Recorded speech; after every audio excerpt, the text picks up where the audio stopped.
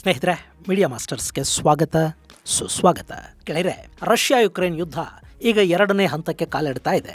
ಈ ಯುದ್ಧವನ್ನ ಇನ್ನಷ್ಟು ದಿನ ಮುಂದುವರಿಸ್ತಾ ರಷ್ಯಾದ ಶಕ್ತಿಯನ್ನ ಕಡಿಮೆ ಮಾಡಬೇಕು ಅಂತ ಯುರೋಪ್ ಭಾವಿಸ್ತಾ ಇರುವಾಗಲೇ ಯುಕ್ರೇನ್ ಮೇಲಿನ ದಾಳಿಯನ್ನ ಮತ್ತಷ್ಟು ತೀವ್ರಗೊಳಿಸಿ ಸಾಧ್ಯ ಆದರೆ ಯುರೋಪಿಯನ್ ಯೂನಿಯನ್ ದೇಶಗಳಿಗೆ ಕೂಡ ಈ ಬಾರಿ ಒಂದು ಪಾಠವನ್ನ ಕಲಿಸಿಬಿಡಬೇಕು ಅಂತ ಪುತಿನ್ ತಯಾರಾದ ಕಾಣ್ತಾ ಇದೆ. ಅವರು ದೊಡ್ಡ ಯುದ್ಧಕ್ಕೆ ಸುಮಾರು 5 ಲಕ್ಷ ಸೈನಿಕರನ್ನ ಜೋಡಿಸ್ಕೊಳ್ತಾ ಇದ್ದಾರೆ ಅನ್ನೋ ಮಾಹಿತಿಗಳು ಬರ್ತಾ ಇವೆ. ಇದೇ ಹಂತದಲ್ಲಿ ಪೂರ್ವ ಭಾಗದ ಜಗತ್ತಿನ ಮೇಲೆ ಕೂಡ ಸಣ್ಣಗೆ ಯುದ್ಧದ ಕಾರ್ಮೋಡಗಳು ಆವರಿಸಿಕೊಳ್ಳೋ ಸೂಚನೆಗಳು ಸಿಗ್ತಾ ಇವೆ. ಜಪಾನ್ ನಲ್ಲಿ ಶುರುವಾಗಿರೋ ಬದಲಾವಣೆ ಚೈನಾ, ರಷ್ಯಾ ಹಾಗೂ ಉತ್ತರ ಕೊರಿಯಾಗಳನ್ನ ಎಚ್ಚರಿಕೆಯಿಂದ ಇರೋ ಹಾಗೆ ಮಾಡ್ತಾ ಇದೆ. ಮೊನ್ನೆ ಜಪಾನ್ ತನ್ನ ರಕ್ಷಣೆಗೆ ಸಂಬಂಧಪಟ್ಟ ಹಾಗಿರುವ ಆತಂಕಗಳು ಹಾಗೂ ಅದನ್ನು ಸರಿಪಡಿಸಿಕೊಳ್ಳೋದಕ್ಕೆ ತಗೋಬೇಕಾದ ಕ್ರಮಗಳ ಬಗ್ಗೆ ಒಂದು ಶ್ವೇತಪತ್ರವನ್ನು ಹೊರಡಿಸಿದೆ. ಅದರ ಬೆನ್ನಲ್ಲೇ ರಷ್ಯಾ ಹಾಗೂ ಚೈನಾಗಳ ಥಕಾಥಾಯಿ ಕೂಡ ಆರಂಭಗೊಂಡಿದೆ. ರಷ್ಯಾದ ಅಧ್ಯಕ್ಷ ಪುತಿನ್ ಮೊಟ್ಟ ಮೊದಲ ಬಾರಿಗೆ ಸೀದಾ ಕುರಿಲ್ ದ್ವೀಪಗಳಿಗೆ ಬಂದಿದ್ದಾರೆ. ಈ ಮೂಲಕ ಜಪಾನ್ ಇನ್ನಷ್ಟು ಕೆರಳೋದಕ್ಕೆ ಅವಕಾಶವನ್ನು ಕಲ್ಪಿಸಿಕೊಟ್ಟಿದ್ದಾರೆ. ಇನ್ನು ಚೈನಾ ಕೂಡ ಜಪಾನ್ ವಿರುದ್ಧ ಬುಸುಗುಟ್ಟೋದಕ್ಕೆ ಶುರು ಮಾಡಿದೆ. ಹಾಗಾದ್ರೆ ಜಪಾನ್ ಬಿಡುಗಡೆ ಮಾಡಿರುವ ಶ್ವೇತಪತ್ರ ಏನು? ಆ ದ್ವೀಪಗಳಿಗೆ ಪುತಿನ್ ಯಾಕೆ ಬಂದರು? ಆ ದ್ವೀಪಗಳ ಮಹತ್ವ ಏನು? ಬನ್ನಿ ನೋಡೋಣ.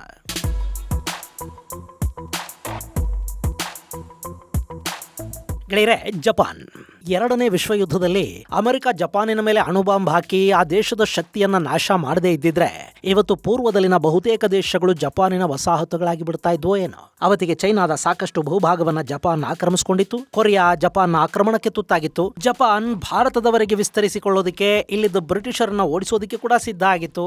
ಅಂಡಮಾನ್ ನಿಕೋಬಾರ್ ದ್ವೀಪಗಳವರ ಕೈವಶ ಆದವು.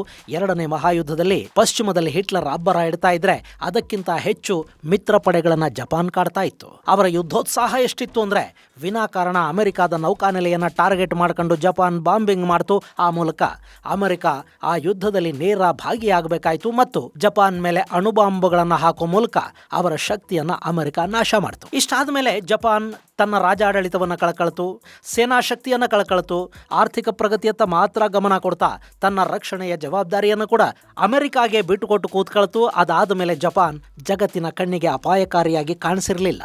ಅಲ್ಲಿ ದಶಕಗಳ ಕಾಲ ಜಪಾನ್ನಿಂದ ಹಿಂಸೆಗೊಳಗಾಗಿದ್ದ ಚೈನಾ ಬೆಳೀತಾ ಹೋಯಿತು. ಜಪಾನ್ ಈ ಹಿಂದೆ ಏನು ಮಾಡ್ತಾ ಇತ್ತು ಅದೇ ಕೆಲಸವನ್ನ ಈಗ ಮತ್ತೊಂದು ರೂಪದಲ್ಲಿ ಚೈನಾ ಮಾಡ್ತಾ ಇದೆ. ಜಪಾನ್ ಯುದ್ಧಗಳಿಂದ ದೂರ ಉಳ್ಕೊಂಡು ಬಂದಿದೆ. ಅವರು ಆಕ್ರಮಣಕಾರಿ ನೀತಿಯಿಂದ ದೂರ ಇರೋದಕ್ಕೆ ಜಪಾನ್ಗೆ ಅವರ ಸಂವಿಧಾನವೇ ಹೇಳುತ್ತೆ. ಆದ್ರೆ ಈಗ ಅಂದ್ರೆ ಕಳೆದ ಕೆಲ ವರ್ಷಗಳಿಂದ ಜಪಾನ್ ನೀತಿಯಲ್ಲಿ ಒಂದಷ್ಟು ಬದಲಾವಣೆಗಳು ಕಾಣೋದಕ್ಕೆ ಶುರುವಾಗಿವೆ. ಅದಕ್ಕೆ ಕಾರಣ ಅಮೆರಿಕ.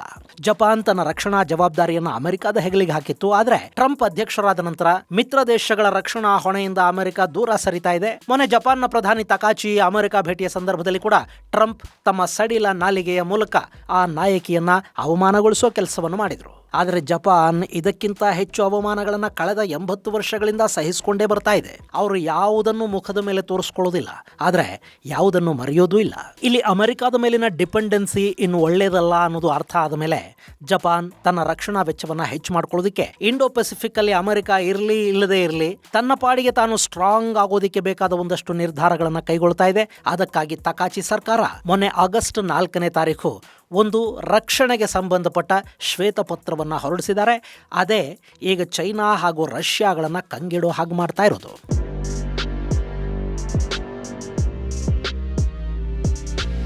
ಗೆಳೆಯರೆ, ಇದು ಜಪಾನ್, ಇಲ್ಲಿ ಚೈನಾ ಇದೆ, ಇದು ಕೊರಿಯಾ. ಈ ಕೊರಿಯಾದಲ್ಲಿ ಉತ್ತರ ಮತ್ತು ದಕ್ಷಿಣ ಅನ್ನೋ 2 ಕೊರಿಯಾಗಳಿವೆ. ಇನ್ನು ಇದು ತೈವಾನ್. ಇಲ್ಲಿ ನೋಡ್ತಾ ಇದ್ದೀರಲ್ಲ, ಇದು ತೈವಾನ್ ಸ್ಟ್ರೈಟ್.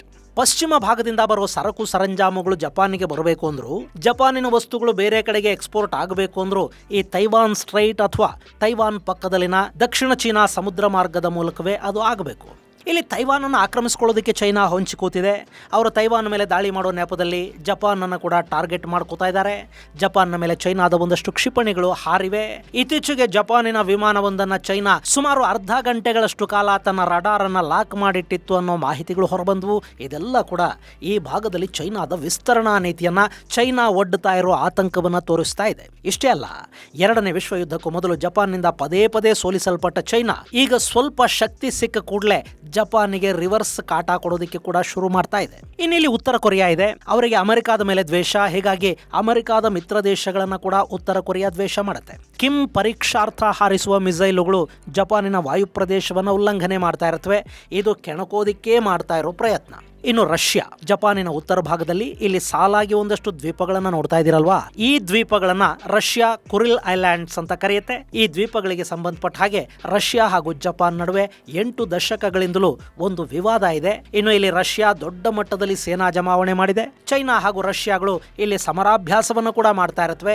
ಇದೆಲ್ಲದರ ಜೊತೆಗೆ ಚೈನಾ ಹಾಗೂ ಕೊರಿಯಾಗಳು ಇಂಡೋ ಪೆಸಿಫಿಕ್ ಅಲ್ಲಿ ಆತಂಕಕ್ಕೆ ಕಾರಣ ಆಗ್ತಾ ಇವೆ. ಇದನ್ನ ಜಪಾನ್ ತನ್ನ ಸಾರ್ವಭೌಮತ್ವಕ್ಕೆ ಒದಗಲಿರುವ ಆತಂಕ ಅಂತ ಭಾವಿಸುತ್ತೆ. ಅವರು ತಮ್ಮ ಶ್ವೇತಪತ್ರದಲ್ಲಿ ಈ ವಿಷಯವನ್ನು ಕೂಡ ಹೇಳ್ಕೊಂಡಿದ್ದಾರೆ. ಇಲ್ಲಿ ಚೈನಾ, ಉತ್ತರ ಕೊರಿಯಾ ಹಾಗೂ ರಷ್ಯಾಗಳ ಉಪಟಳ ಮತ್ತು ಆತಂಕವನ್ನು ತಪ್ಪಿಸ್ಕೋಬೇಕು ಅಂದ್ರೆ ಏನೆಲ್ಲ ಕ್ರಮಗಳನ್ನ ಕೈಗೊಳ್ಳಬೇಕು ಅನ್ನೋ ರೋಡ್ ಮ್ಯಾಪ್ ಕೂಡ ಅದರಲ್ಲಿದೆ. ಅಮೆರಿಕ ಜೊತೆಗಿನ ಸಂಬಂಧಗಳನ್ನ ಇನ್ನಷ್ಟು ಗಟ್ಟಿ ಮಾಡ್ಕೋಬೇಕು. ಇಂಡೋ ಪೆಸಿಫಿಕ್ ಅಲ್ಲಿ ಅಮೆರಿಕದ ಸೇನೆಯ ಪ್ರೆಸೆನ್ಸ್ ಇರೋ ಹಾಗೆ ನೋಡ್ಕೋಬೇಕು. ಹಾಗೆ ಕ್ವಾಡ್ ಕೂಟ ಅಂದ್ರೆ ಭಾರತ, ಆಸ್ಟ್ರೇಲಿಯಾ, ಜಪಾನ್ ಹಾಗೂ ಅಮೆರಿಕಗಳ ಕೂಟ ಏನಿದೆ ಅದನ್ನ ಮತ್ತಷ್ಟು ಬಲಪಡಿಸಬೇಕು. ಆಸ್ಟ್ರೇಲಿಯಾ ಜೊತೆಗಿನ ಸಂಬಂಧಗಳನ್ನ ಗಟ್ಟಿ ಮಾಡ್ಕೋಬೇಕು. ಹಾಗೆ ತನ್ನ ಸೇನಾ ಶಕ್ತಿಯನ್ನ ಹೆಚ್ಚು ಮಾಡ್ಕೋಬೇಕು ಮತ್ತು ಆಯುಧ ಉತ್ಪಾದನೆಯನ್ನ ಕೂಡ ದೊಡ್ಡ ಪ್ರಮಾಣದಲ್ಲಿ ಮಾಡಬೇಕು ಅಂತ ಜಪಾನ್ನ ಶ್ವೇತಪತ್ರ ತಿಳಿಸ್ತಾ ಇದೆ. ಹಾಗೆ ಯುಕ್ರೇನ್ ರಷ್ಯಾ ಯುದ್ಧದಿಂದ ನಾವು ಸಾಕಷ್ಟು ಪಾಠಗಳನ್ನ ಕಲಿತಿದ್ದೀವಿ. ಅದರಲ್ಲಿ ಸಾಂಪ್ರದಾಯಿಕ ಆಯುಧಗಳಿಗಿಂತ ಹೆಚ್ಚಾಗಿ drone, cyber, electronic war, information war ಇವು ದೊಡ್ಡ ಮಟ್ಟದಲ್ಲಿ ಕೆಲಸ ಮಾಡಿವೆ. ಹಾಗೆ ಆಯುಧಗಳ ವಿಷಯದಲ್ಲಿನ ಸರ್ಪ್ರೈಸ್ ಕೂಡ ಯುದ್ಧ ಗೆಲ್ಲೋದ್ರಲ್ಲಿ ಮುಖ್ಯ ಆಗುತ್ತೆ ಅನ್ನೋದನ್ನ ಇಲ್ಲಿ ಜಪಾನ್ ಗಮನಿಸಿದೆ. ಸೊ ಜಪಾನ್ ತನ್ನ ರಕ್ಷಣಾ ಬಜೆಟ್ ಅನ್ನ ಒಟ್ಟು GDPಯ 2% ಏರಿಸಿಕೊಳ್ಳುವ ನಿರ್ಧಾರವನ್ನು ಮಾಡಿದೆ. ಅವರು ಸುಮಾರು $57 ಬಿಲಿಯನ್ ಹಣವನ್ನ ರಕ್ಷಣೆಗಾಗಿ ಮೀಸಲಿಡ್ತಾ ಇದ್ದಾರೆ.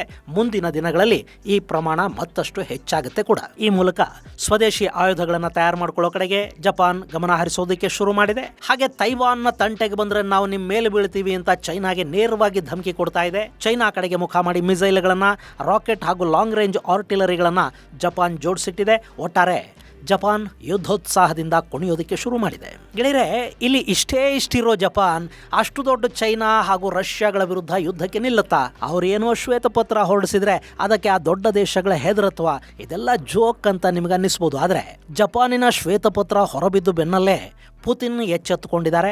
ಅವರು ಮೊಟ್ಟ ಮೊದಲ ಬಾರಿಗೆ ಕುರಿಲ್ ದ್ವೀಪಗಳಿಗೆ ಬಂದು ಅಲ್ಲಿನ ಗವರ್ನರನ್ನು ಭೇಟಿ ಮಾಡಿ ಆ ದ್ವೀಪಗಳು ರಷ್ಯಾಗೆ ಸೇರಿದ ದ್ವೀಪಗಳು ಅನ್ನೋ ಸಂದೇಶವನ್ನು ಕೊಡೋ ಪ್ರಯತ್ನವನ್ನು ಮಾಡಿದ್ದಾರೆ. ನಿಮಗೆ ಗೊತ್ತಿರಲಿ, ರಷ್ಯಾದ ಇತಿಹಾಸದಲ್ಲೇ ಮೊದಲ ಬಾರಿಗೆ ಅಂದ್ರೆ 1945ರಲ್ಲಿ ಅವರು ಈ ಕುರಿಲ್ ದ್ವೀಪಗಳನ್ನು ಆಕ್ರಮಿಸಿಕೊಂಡ ನಂತರ ಇಲ್ಲಿವರೆಗೆ ಯಾವ ರಷ್ಯಾದ ಅಧ್ಯಕ್ಷ ಕೂಡ ಆ ದ್ವೀಪಕ್ಕೆ ಕಾಲಿಟ್ಟಿರಲಿಲ್ಲ. ಮೊಟ್ಟ ಮೊದಲ ಬಾರಿಗೆ ಪುತಿನ್ ಅಲ್ಲಿಗೆ ಭೇಟಿ ಕೊಟ್ಟಿದ್ದಾರೆ.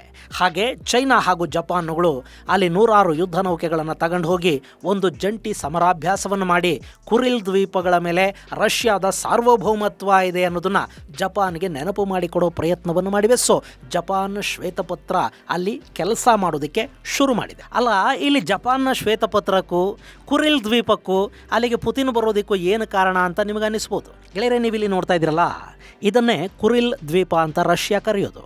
ರಷ್ಯಾದ ಕಾಮ್ಚಟ್ಕಾ ಪರ್ಯಾಯ ದ್ವೀಪ ಹಾಗೂ ಜಪಾನಿನ ಹೊಕೈಡೋ ದ್ವೀಪಗಳ ನಡುವೆ ಸುಮಾರು 1300 ಕಿಲೋಮೀಟರ್ ಉದ್ದಕ್ಕೂ ಹರಡಿಕೊಂಡಿರುವ 56 ಸಣ್ಣ ಸಣ್ಣ ದ್ವೀಪಗಳ ಸರಪಳಿಯೊಂದಿದೆ. ಇದರಲ್ಲಿ ದಕ್ಷಿಣ ಭಾಗದಲ್ಲಿನ ಇಟುರುಪ್, ಕುಶಿನಾರ್, ಶಿಕೋಟಾನ್, ಹಬಮೈ ದ್ವೀಪಗುಚ್ಛ ಕಳೆದ 80 ವರ್ಷಗಳಿಂದಲೂ ಕೂಡ ರಷ್ಯಾ ಹಾಗೂ ಜಪಾನ್ ನಡುವಿನ ವಿವಾದಿತ ಪ್ರದೇಶವಾಗಿ ಉಳ್ಕೊಂಡಿದೆ. ಇದನ್ನು ಜಪಾನ್ ತನ್ನ ನಾರ್ದರ್ನ್ ಟೆರಿಟರಿ ಅಂತ ಕರೆಯುತ್ತೆ. ರಷ್ಯಾ ಕುರಿಲ್ ದ್ವೀಪ ಅನ್ನೋ ಹೆಸರಲ್ಲಿ ಇದನ್ನು ಗುರುತಿಸುತ್ತೆ. 19ನೇ ಶತಮಾನದಲ್ಲಿ ಅಂದ್ರೆ 1855ರಲ್ಲಿ ರಷ್ಯಾ ಹಾಗೂ ಜಪಾನ್ ಸಾಮ್ರಾಜ್ಯಗಳ ನಡುವೆ ಉಂಟಾದ ಸಂಘರ್ಷದಲ್ಲಿ ಇಲ್ಲಿನ ದ್ವೀಪಗಳನ್ನ ರಷ್ಯಾ ಮತ್ತು ಜಪಾನ್ ಎರಡು ಹಂಚಿಕೊಂಡ್ವು. ದಕ್ಷಿಣದ 4 ದ್ವೀಪಗಳು ಜಪಾನ್ಗೆ ಸಿಕ್ಕರೆ ಉಳಿದ ಉತ್ತರದ ದ್ವೀಪಗಳು ರಷ್ಯಾಗೆ ಸಿಕ್ಕಿದ್ವು. ಇನ್ನು 1875ರಲ್ಲಿ ಮತ್ತೆ 2 ದೇಶಗಳ ನಡುವೆ ಒಂದು ಸಂಘರ್ಷ ನಡೀತು. ಆಗ ಮತ್ತೊಂದು ಒಪ್ಪಂದ ಆಯಿತು. ಆ ಸಂದರ್ಭದಲ್ಲಿ ಇಡೀ ಕುರಿಲ್ ಸರಪಳಿಯನ್ನ ರಷ್ಯಾ ಜಪಾನ್ಗೆ ಬಿಟ್ಟು ಕೊಡಬೇಕಾಗಿ ಬಂತು. ಆ ನಂತರ 1904 ಮತ್ತು 5ರ ನಡುವೆ ಜಪಾನ್ ಮತ್ತು ರಷ್ಯಾ ಯುದ್ಧಕ್ಕೆ ನಿಂತು ಜಪಾನ್ ರಷ್ಯಾ ವಿರುದ್ಧ ಗೆಲುವನ್ನು ದಾಖಲು ಮಾಡಿತು. ಆಗಲೂ ಈ ದ್ವೀಪಗಳು ಜಪಾನ್ ಬಳಿನೇ ಉಳ್ಕೊಂಡ್ವು. ಅಷ್ಟೇ ಅಲ್ಲ, ಈ ಸಖಾಲಿನ್ ದ್ವೀಪಗಳನ್ನ ಅಂದ್ರೆ ಇಲ್ಲಿ ನೀವು ಮ್ಯಾಪಲ್ಲಿ ನೋಡ್ತಾ ಇದ್ದೀರಲ್ಲ, ರಷ್ಯಾದ ಈ ಪ್ರದೇಶವನ್ನ ಕೂಡ ಜಪಾನ್ ರಷ್ಯಾದಿಂದ ಕಿತ್ತುಕೊಳ್ತು. ಅವತ್ತಿಗೆ ಜಪಾನ್ ಈ ಭಾಗದ ಅತ್ಯಂತ ಶಕ್ತಿವಂತ ದೇಶ ಅನ್ನಿಸ್ಕೊಂಡಿತ್ತು. ಆದ್ರೆ 2ನೇ ಮಹಾಯುದ್ಧ ಆಯ್ತು ನೋಡಿ.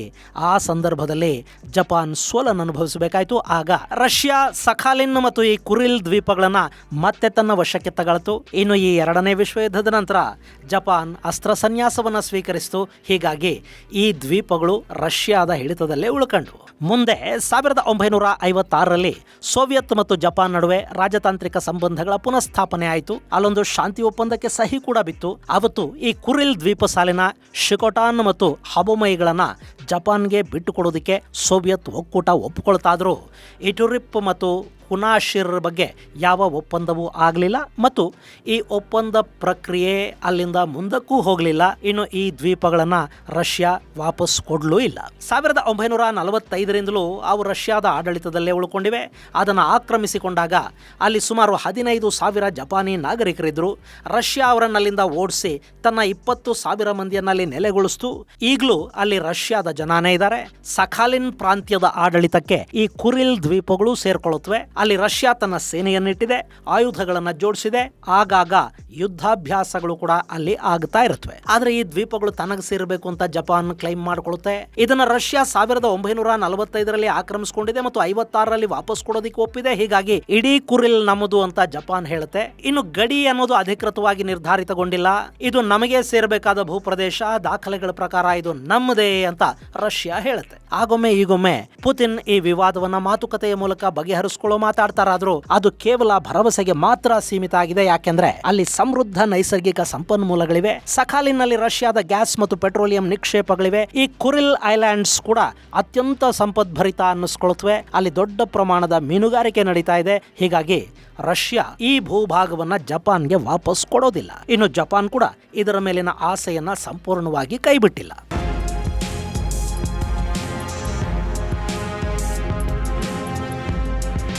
ಇನ್ನು ಈಗ ಜಪಾನ್ ಈ ಭಾಗದ ಬೆಳವಣಿಗೆಗಳನ್ನ 2ನೇ ವಿಶ್ವಯುದ್ಧದ ಕಾಲದ ಬೆಳವಣಿಗೆಗಳಿಗೆ ಹೋಲಿಕೆ ಮಾಡ್ತಾ ಇದೆ. ಅವತ್ತಿನ ಹಾಗೆ ಪೆಸಿಫಿಕ್ ಭಾಗ ಇವತ್ತು ಸಮಸ್ಯೆಗೀಡಾಗ್ತಾ ಇದೆ. ಚೈನಾ ತನ್ನ ವಿಸ್ತರಣಾಕಾಂಕ್ಷೆಯಿಂದ ಇಲ್ಲಿ ಪದೇ ಪದೇ ಸಮಸ್ಯೆಗಳನ್ನು ಸೃಷ್ಟಿ ಮಾಡ್ತಾ ಇದೆ. ಹೀಗಾಗಿ ಅಲ್ಲಿ ಸೂಕ್ತ ಭದ್ರತಾ ಕ್ರಮಗಳ ಅಗತ್ಯವನ್ನು ಜಪಾನ್ ಒತ್ತಿ ಹೇಳ್ತಾ ಇದೆ. ನ್ಯಾಟೋ ಮತ್ತು ಅಮೆರಿಕಾದ ನೆರವನ್ನು ಕೂಡ ಬಯಸ್ತಾ ಇದೆ. ಜೊತೆಗೆ ಪ್ರಾದೇಶಿಕ ಮಿತ್ರರ ಜೊತೆಗಿನ ಸಂಬಂಧಗಳನ್ನು ಗಟ್ಟಿ ಮಾಡಿಕೊಳ್ಳೋ ಮೂಲಕ ಅಲ್ಲೊಂದು ರಕ್ಷಣಾ ಕೋಟೆಯನ್ನು ಕಟ್ಟೋದಕ್ಕೆ ಜಪಾನ್ ವ್ಯವಸ್ಥೆಗಳನ್ನು ಕೂಡ ಮಾಡಿಕೊಳ್ತಾ ಇದೆ. ರಕ್ಷಣಾ ಉಪಕರಣಗಳ ತಯಾರಿಯನ್ನು ಹೆಚ್ಚು ಮಾಡೋ ಕೆಲಸ ಜಪಾನ್ನಿಂದ ಆಗ್ತಾ ಇದೆ. ಮ್ಯಾನುಫ್ಯಾಕ್ಚರಿಂಗ್ ಪಾರ್ಟ್ನರ್ಗಳನ್ನು ಅದು ಹುಡುಕೊಳ್ತಾ ಇದೆ. ಜಪಾನ್ 2ನೇ ಸುತ್ತಿನ ಅಬ್ಬರಕ್ಕೆ ಶಕ್ತಿಯನ್ನು ತುಂಬಿಕೊಳ್ತಾ ಹೋಗ್ತಾ ಇದೆ. ಇನ್ನು ಇಲ್ಲಿ ಬರೀ ರಷ್ಯಾ ಮಾತ್ರ ಅಲ್ಲ, ಚೈನಾ ಹಾಗೂ ಉತ್ತರ ಕೊರಿಯಾಗಳು ಕೂಡ ಜಪಾನಿನ ಆತಂಕಕ್ಕೆ ಕಾರಣ ಆಗ್ತಾ ಇವೆ. ಗೆಳೆಯರೆ, ಮಜಾ ಅಂದ್ರೆ ಈ ಹಿಂದೆ ಅಂದ್ರೆ ಮಾವೋನ ಕಾಲದಲ್ಲಿ ಈ ಕುರಿಲ್ ದ್ವೀಪಗಳು ಜಪಾನಿಗೆ ಸೇರಬೇಕು ಅಂತ ಚೈನಾ ಹೇಳ್ತಾ ಇತ್ತು. ಯಾಕೆಂದ್ರೆ ಅವತ್ತಿಗೆ ರಷ್ಯಾ ಜೊತೆ ಮಾವೋ ಸಂಬಂಧಗಳು ಕೆಟ್ಟಿದ್ವು. ಆದ್ರೆ ಈಗ ಕಾಲ ಬದಲಾಗಿದೆ. ಜಪಾನ್ ಅಮೆರಿಕ ಮತ್ತು ನ್ಯಾಟೋ ಜೊತೆ ಉತ್ತಮ ಸಂಬಂಧಗಳನ್ನ ಹೊಂದಿರೋ ಹಿನ್ನೆಲೆಯಲ್ಲಿ ರಷ್ಯಾಗೆ ಬೆಂಬಲ ಕೊಡೋದೇ ಕಾರ್ಯತಂತ್ರದ ದೃಷ್ಟಿಯಿಂದ ಲಾಭದಾಯಕ ಅಂತ ಚೈನಾದ ಅಧ್ಯಕ್ಷ ಶಿ ಜಿನ್ಪಿಂಗ್ ಭಾವಿಸ್ತಾರೆ. ಸೊ ಕುರಿಲ್ ಐಲ್ಯಾಂಡ್ ವಿಷಯದಲ್ಲಿ ಮತ್ತು ಜಪಾನ್ ವಿಷಯದಲ್ಲಿ ಚೈನಾ ರಷ್ಯಾದ ಜೊತೆ ನಿಲ್ಲುತ್ತೆ. ಹಾಗೆ ಜಪಾನ್ ಜೊತೆ ಚೈನಾಗೆ ಸೆಂಕಾಕು ದ್ವೀಪಗಳ ವಿಷಯದಲ್ಲಿ ವಿವಾದ ಇದೆ. ಹೀಗಾಗಿ ಇಲ್ಲಿ ರಷ್ಯಾ ಚೈನಾ ಎರಡನ್ನೂ ಜಪಾನ್ ಸಮಾನ ಶತ್ರುಗಳ ತರ ನೋಡ್ತಾ ಇದೆ. ಇದು ಪೆಸಿಫಿಕ್ ಅಲ್ಲಿ ಮತ್ತೊಂದು ಯುದ್ಧಕ್ಕೆ ಕಾರಣ ಆಗುತ್ತಾ? ಇಲ್ಲಿ ಜಪಾನ್ ರಷ್ಯಾ ಮತ್ತು ಚೈನಾಗಳ ಜೊತೆ ಯುದ್ಧಕ್ಕೆ ನಿಂತು ಬಿಡುತ್ತೆ ಅಂತಲ್ಲ. ಆದ್ರೆ ನಾಳೆ ಚೈನಾ ತೈವಾನನ್ನ ಆಕ್ರಮಿಸಿಕೊಳ್ಳೋದಕ್ಕೆ ಬಂದ್ರೆ ಜಪಾನ್ ತೈವಾನ್ನ ರಕ್ಷಣೆಗೆ ನಿಲ್ಲುತ್ತೆ. ಹಾಗೆ ಯುಕ್ರೇನ್ ಯುದ್ಧದಲ್ಲಿ ರಷ್ಯಾ ಸೋತು ಅಲ್ಲಿ ಪುತಿನ್ ಯುಗ ಅಂತ್ಯಗೊಂಡ್ರೆ ಜಪಾನ್ ಖಂಡಿತ ಕುರಿಲ್ ದ್ವೀಪಗಳನ್ನು ತನ್ನ ವಶಕ್ಕೆ ತಗೊಂಡು ಕೂತ್ಕೊಳ್ಳುತ್ತೆ. ಅಷ್ಟೇ ಅಲ್ಲ, ಸಖಾಲಿನ್ ಮೇಲೆ ಕೂಡ ಕಣ್ಣಿಡೋ ಕೆಲಸವನ್ನು ಮಾಡುತ್ತೆ. ಅಕಸ್ಮಾತ್ ಎರಡು ಆಗದೆ ಇದ್ರೂ ಜಪಾನ್ ಅಲ್ಲಿ ಶಕ್ತಿಯನ್ನ ಹೆಚ್ಚು ಮಾಡ್ಕೊಳ್ತಾ ಆಯುಧಗಳನ್ನ ಹೆಚ್ಚು ತಯಾರು ಮಾಡ್ತಾ ಹೋಗೋದು ಚೈನಾ ವಿರೋಧಿ ದೇಶಗಳ ಕೂಟವನ್ನ ಗಟ್ಟಿಯಾಗೋ ಹಾಗೆ ಮಾಡುತ್ತೆ. ಮತ್ತು ಇಂಡೋ ಪೆಸಿಫಿಕ್ ಅಲ್ಲಿ ಚೈನಾ ವಿರುದ್ಧ ಜಪಾನ್ ಬಹುದೊಡ್ಡ ಸೆಕ್ಯೂರಿಟಿ ಪ್ರೊವೈಡರ್ ತರ ತಯಾರಾಗೋ ಸಾಧ್ಯತೆ ಇಲ್ಲಿ ಇರುತ್ತೆ. ಅಲ್ಲ, ಜಪಾನ್ ಬಳಿ ದೊಡ್ಡ ಸೇನೆ ಇಲ್ಲ, ಸೇನೆಗೆ ಸೇರೋದಕ್ಕೆ ಜನ ಕೂಡ ಅಲ್ಲಿಲ್ಲ, ಅಲ್ಲಿ ಎಲ್ಲ ಕೂಡ ವಯಸ್ಸಾದವರು ಇದ್ದಾರೆ. ಇರೋ ಯುವಕರಿಗೆ ಸೇನೆಯ ಕಡೆ ಆಸಕ್ತಿ ಇಲ್ಲ, ಅವ್ರಿನ್ನೇನ್ ಸೆಕ್ಯೂರಿಟಿ ಪ್ರೊವೈಡ್ ಮಾಡ್ತಾರೆ ಅಂತ ನಿಮ್ಗೆ ಅನ್ನಿಸಬಹುದು. ಜಪಾನ್ ತನ್ನ ಶ್ವೇತಪತ್ರದಲ್ಲಿ ಅದನ್ನು ಕೂಡ ಸೂಕ್ಷ್ಮವಾಗಿ ಹೇಳ್ತಾ ಇದೆ. ಯುಕ್ರೇನ್ನ ಯುದ್ಧ ಸಾಂಪ್ರದಾಯಿಕ ಆಯುಧಗಳ ಮಹತ್ವವನ್ನ ಮತ್ತು ಸೇನೆಯ ಮಹತ್ವವನ್ನ ಕಡಿಮೆ ಮಾಡಿದೆ. ಇನ್ನು ಮುಂದೆ ಯುದ್ಧ ತಂತ್ರಜ್ಞಾನ ಮತ್ತು ಆಧುನಿಕ ಆಯುಧಗಳ ಮೇಲೆ ಆಧಾರ ಪಟ್ಟಿರುತ್ತೆ. ಯುದ್ಧ ಮಾಡೋದಕ್ಕೆ ಜನಾನೇ ಬೇಕು ಅಂತೇನಿಲ್ಲ, ತಂತ್ರಜ್ಞಾನ ಇದ್ರೂ ಸಾಕಾಗತ್ತೆ. ಹೀಗಾಗಿ ಜಪಾನ್ ಇಲ್ಲಿ ರೋಬೋ ಸೈನಿಕರನ್ನ ತಯಾರು ಮಾಡೋದಕ್ಕೆ ಶುರು ಮಾಡುತ್ತೆ. ಎಐ ಆಧಾರಿತ ಆಯುಧಗಳನ್ನ ಸಿದ್ಧಪಡಿಸೋ ಕೆಲಸವನ್ನು ಮಾಡುತ್ತೆ. ತಾಂತ್ರಿಕವಾಗಿ ಜಪಾನ್ ಇವತ್ತೂ ಕೂಡ ತುಂಬಾನೇ ಪವರ್ಫುಲ್ ಅನ್ನಿಸ್ಕೊಳ್ತಾ ಇದೆ. ಇದು ಗೊತ್ತಿರೋದ್ರಿಂದಲೇ ಜಪಾನ್ ಶ್ವೇತಪತ್ರ ಹೊರಡಿಸಿದ ಬೆನ್ನಲ್ಲೇ ರಷ್ಯಾ ಹಾಗೂ ಚೀನಾಗಳು ಆಕ್ಟಿವ್ ಆಗಿ ಪ್ರತಿಕ್ರಿಯಿಸೋದಕ್ಕೆ ಶುರು ಮಾಡಿರೋದು, ಪುತಿನ್ ಕುರಿಲ್ ದ್ವೀಪದಲ್ಲಿ ಕಾಣಿಸ್ಕೊಂಡಿರೋದು, ಶಿ ಅವರ ಚೈನಾದ ಮುಖವಾಣಿಗಳು ಜಪಾನ್ ವಿರುದ್ಧ ಜಗತ್ತಿನ ಮುಂದೆ ಉಳಿಡೋದಕ್ಕೆ ಶುರು ಮಾಡಿರೋದು. ಮತ್ತು ಇದನ್ನ ಜಗತ್ತು ಯುದ್ಧದ ಕಾರ್ಮೋಡದ ಅಡಿಗೆ ಸಾಗುತ್ತಾ ಇರೋ ಪೂರ್ವ ಜಗತ್ತು ಅಂತ ವ್ಯಾಖ್ಯಾನ ಮಾಡ್ತಾ ಇದೆ. ಅಲ್ಲಿ ಇವತ್ತು ನಾಳೆನೆ ಯುದ್ಧ ಆಗದೆ ಇರಬಹುದು, ಆದ್ರೆ ಇನ್ನು 5 ವರ್ಷಗಳ ಒಳಗೆ ಪೆಸಿಫಿಕ್ ಭಾಗದಲ್ಲಿ ದೊಡ್ಡ ಮಟ್ಟದ ಬದಲಾವಣೆಗಳಾಗತ್ವೆ ಅನ್ನೋದಂತೂ ನಿಜ. ಇದು ಗೆಳೆಯರೆ ಜಪಾನಿನ ರಕ್ಷಣಾ ಶ್ವೇತಪತ್ರದ ಕುರಿತಾದ ಒಂದಷ್ಟು ಮಾಹಿತಿ. ಮುಂದಿನ ಸಂಚಿಕೆಯಲ್ಲಿ ಮತ್ತಷ್ಟು ವಿಶೇಷಗಳ ಜೊತೆ ಮತ್ತೆ ಭೇಟಿಯಾಗೋಣ. ಅಲ್ಲಿವರೆಗೆ ಜೈ ಹಿಂದ್, ಜೈ ಕರ್ನಾಟಕ.